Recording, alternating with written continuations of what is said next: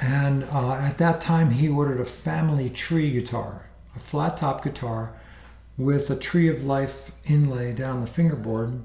But instead of the traditional flowers, he wanted them to be engraved faces of his family.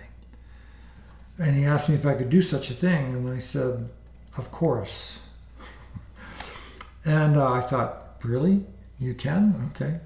So he sent me 10 photos of his family, and I remember calling him and saying, that's perfect because we'll have a big portrait of you on the peg head, and there's 9 position markers on the fingerboard, usually, sometimes more.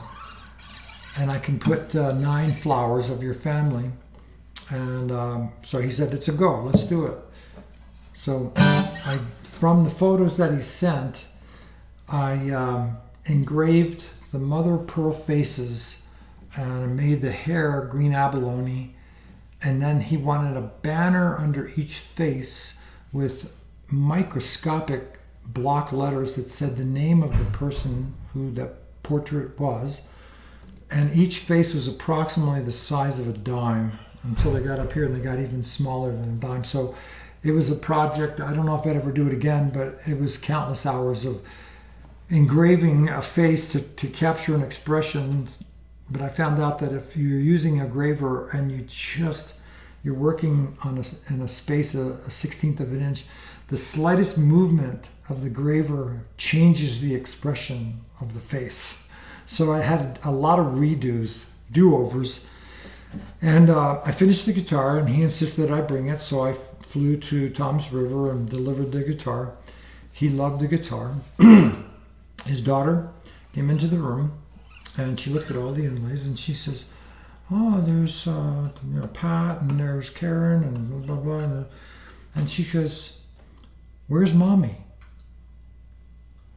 And my jaw dropped, and I looked at Scott, and he looks at me, and he says, where's Kathy? She's right here on the 7th fret. He goes, that's Karen, my sister. He goes, where's Kathy? And I said, you never sent me a Kathy. Remember, 10 photos total, 9 on the fingerboard, and you up here. Scott starts to sweat. I start to sweat. Like, oh my God.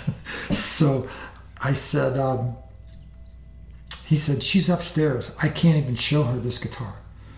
And I said, yes, you can. Tell her that it was a flat top guitar. So this big ebony pickguard. I said, tell her the guitar is not done and that I'm still working on the other place of honor, the larger area, that will have her in the pickguard. And I'm almost finished it, and I'll be sending it, and it's just got an adhesive back, and you can peel off the paper on the back and stick it on, and it'll be done. So he says, excellent. And so that's how both of our asses got saved.